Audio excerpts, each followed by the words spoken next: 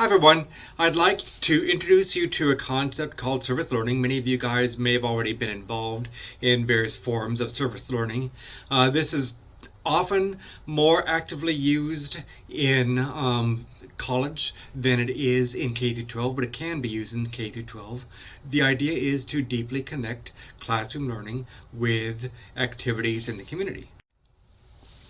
So, first of all, service learning is intended to deeply connect what you learn in the classroom with activities in the community built upon strong partnerships between the school and local community organizations that really need to be deeply fostered.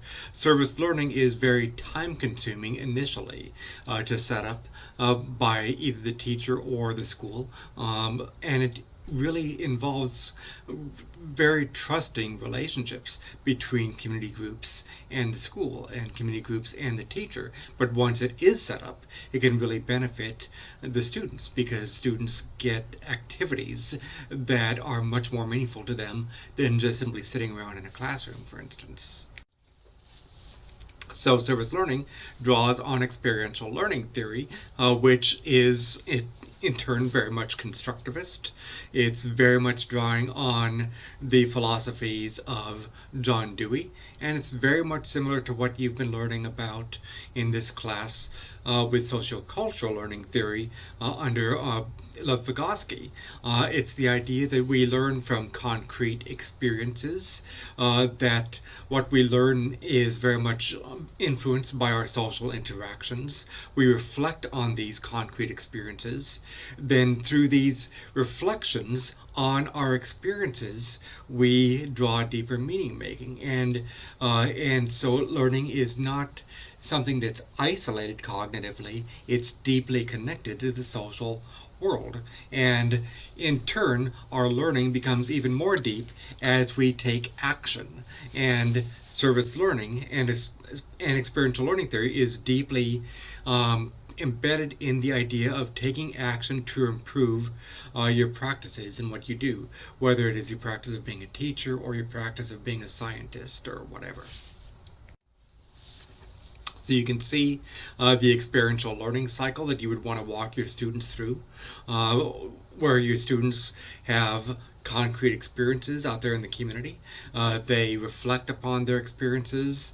They, through their experiences, they have conceptions of what it means to be a scientist, conceptions of scientific learning, for instance, whatever it is that they're studying, and they engage in active experimentation followed by further experience, and it's this ongoing cycle that involves deep inquiry and deep reflection.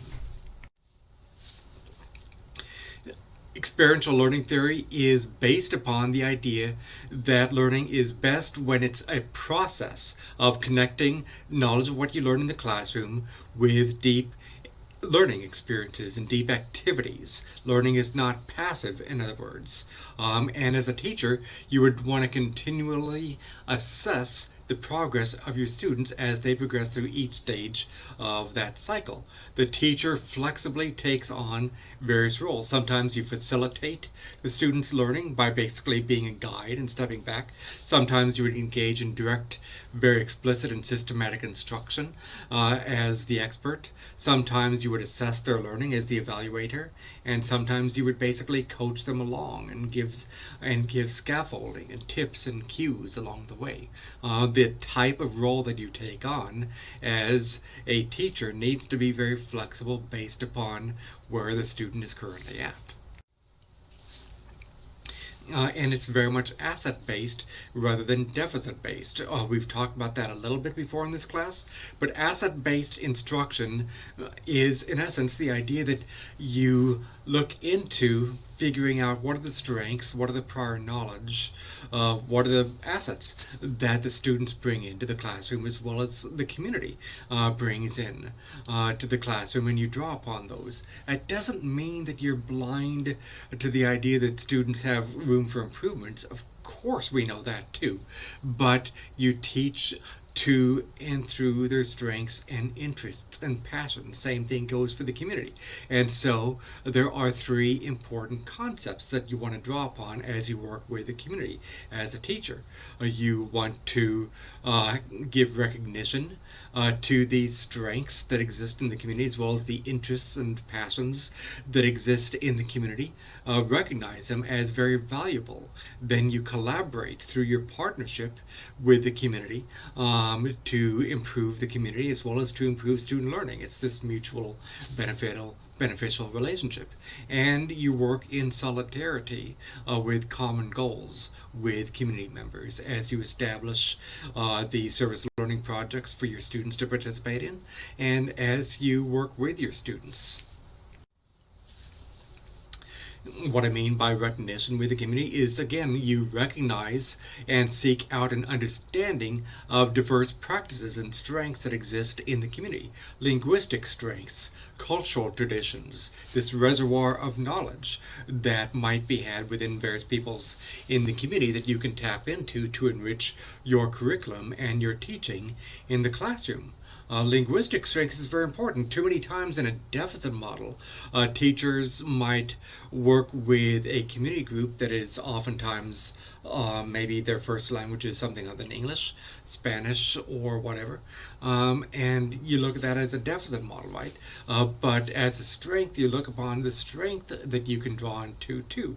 Maybe you can use cognates, words that mean similar things in both languages, with similar roots, as a strength in teaching from Spanish, as a strength in teaching English. Maybe you look at common traditions and you look at traditional foods and traditions and cultures and knowledge and ways of meaning making that you can bring into your classroom as a strength. You're looking upon the community as a strength, not a weakness.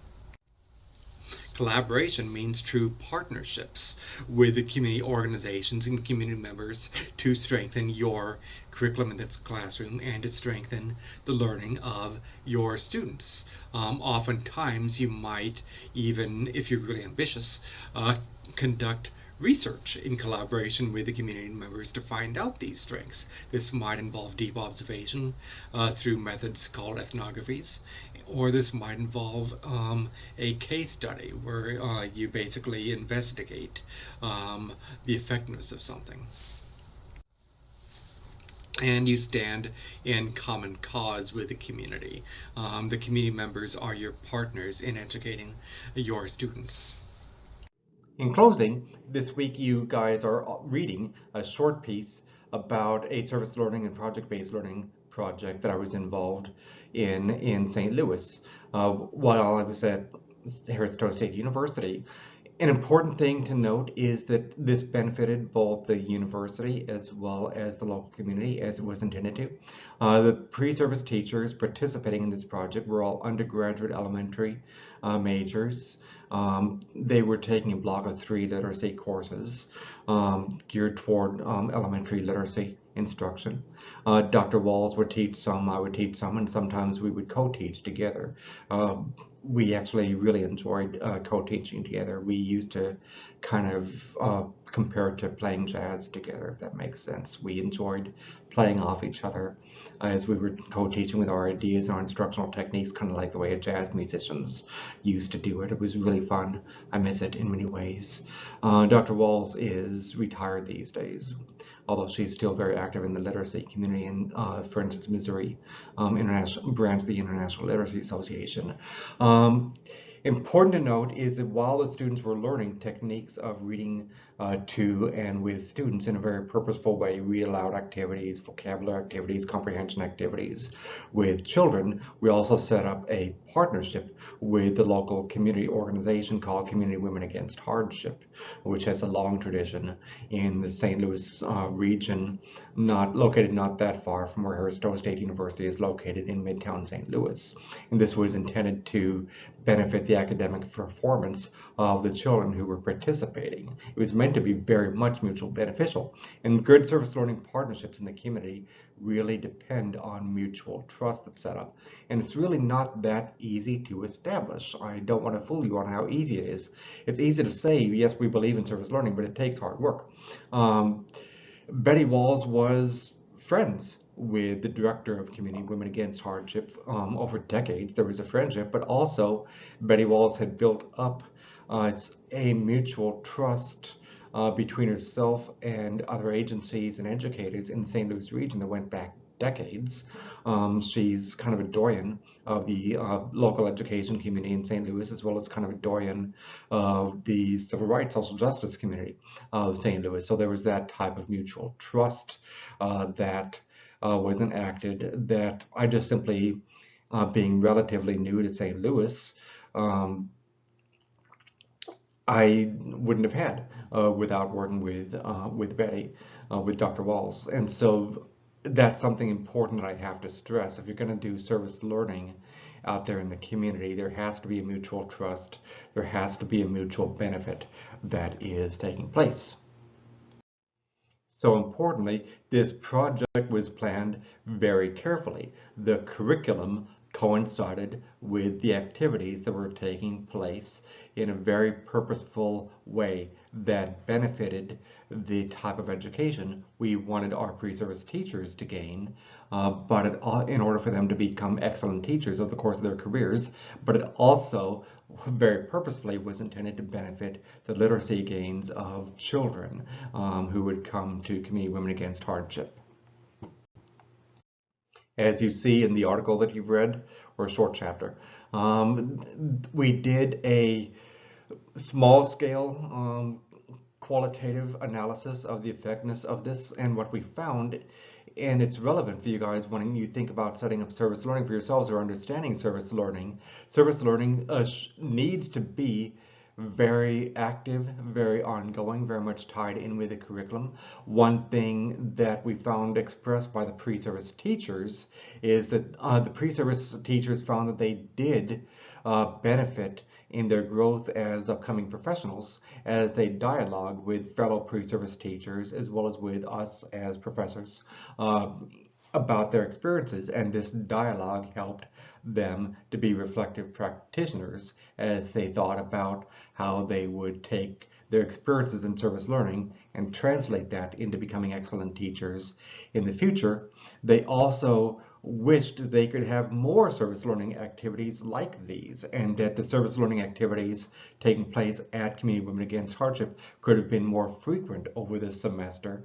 And they wished that, because this was really the big service learning activity that they had taken part in during their time at the university, they were wishing, just as they wished they could have more field experiences deeper tied in with the curriculum, they also wished that the service learning could have been in greater quantity and quality in multiple semesters and multiple courses tied in with work and with children and parents. So they did benefit from this. They just wanted more of it. And they wanted a desire for increasingly immersive experiences in applying their teaching practices with children, which means, of course, more time with the children and more immersive types of service learning. So remember, as we come to a conclusion with our discussion on service learning, remember that service learning is very much tied in with what you've been learning in this class about constructivism and sociocultural learning theory. It is also very much tied in with what you've been learning about types of instruction that stress this networked approach to learning, where you take into account, for instance, Bronfenbrenner, where you take into account the home, the community, even the nation in which the children are living, and this plays a role in learning too. And service learning is very much built upon partnerships. It's very much does take time, and there needs to be a mutual agreed upon goal as well as method of how this is going to take place. It's worth doing, but it's hard work. Take care.